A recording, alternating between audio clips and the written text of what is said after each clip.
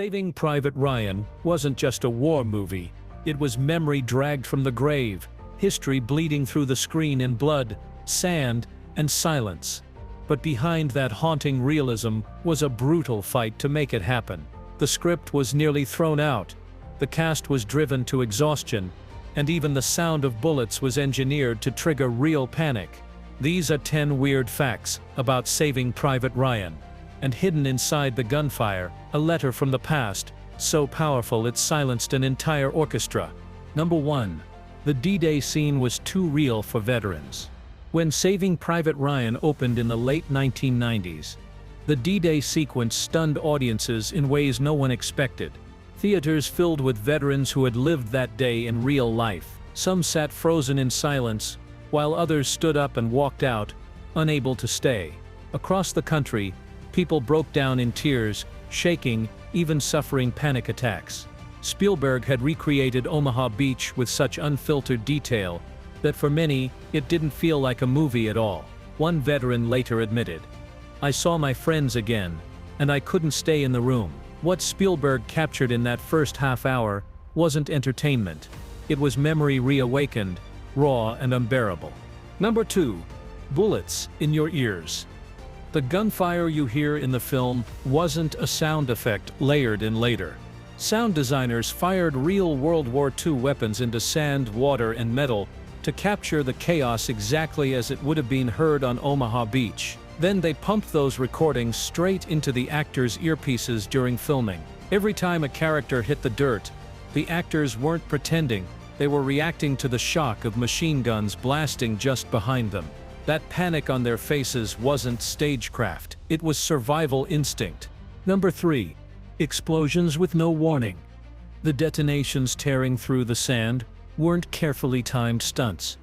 Spielberg and his coordinators deliberately refused to tell the cast when the blasts would go off. The actors were given rough marks, told to run, and then the ground erupted beneath them. One dove early, another froze after being sprayed with fake blood, forgetting he had a line. Spielberg kept the cameras rolling. The fear was real, the reactions unscripted, and the result was a battlefield that looked and felt chaotic. Number 4. Spielberg demanded scars, not a script.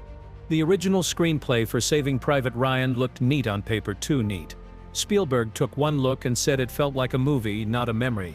He brought in screenwriter Robert Rodat to rip it apart and rebuild it with jagged edges, awkward silences, broken pacing, moments that felt like someone had lived them instead of written them. Spielberg didn't want a polished war story. He wanted a film with scars, one that carried the weight of something already survived.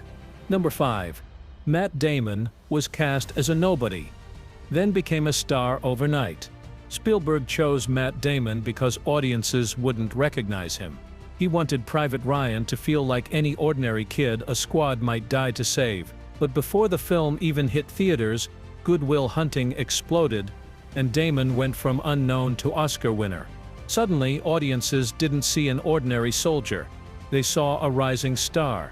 Spielberg later admitted the irony, but it gave the ending an unexpected twist. When Captain Miller told Ryan to earn this, it wasn't just a plea to one soldier. It felt like a demand to a man now carrying the weight of stardom. Number 6. Tom Hanks took the role without a contract. When Spielberg handed Tom Hanks the script, there were no negotiations, no salary talks, not even a pause. Hanks read it once, cover to cover, and by the final page he was in. He later said it wasn't just a part, it was a responsibility. On set, he carried himself like a man bearing memory instead of lines. His performance as Captain Miller stayed quiet, worn, and restrained, but heavy with weight.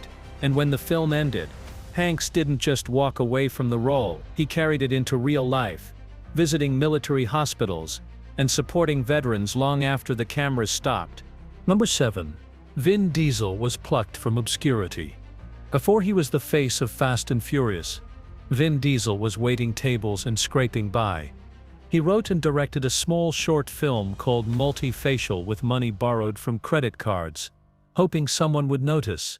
Spielberg did. He saw the film by accident, couldn't stop thinking about it, and offered Diesel the role of Private Caparzo. No audition, No callback, just faith. Diesel had only minutes of screen time, but he delivered one of the film's most haunting moments, proving presence can be louder than fame. Number 8. The cast endured boot camp, except Damon. Before filming began, Spielberg threw the cast into 10 days of full military training. They marched through mud, carried heavy gear, slept cold, and woke up sore, exhausted, and expected to keep going. The goal wasn't discipline, it was breaking them down and forcing them to bond as a unit. But one actor wasn't invited. Matt Damon was deliberately left out. Spielberg wanted the others to resent him, to feel that distance when they finally met Ryan. And it worked. On screen, the bitterness in their eyes was real. Number 9. Daily drug tests on set. Spielberg fought to cast Tom Sizemore as Sergeant Horvath, but the studio resisted. Sizemore's history with drugs was notorious, and the risk felt too high. Spielberg struck a deal.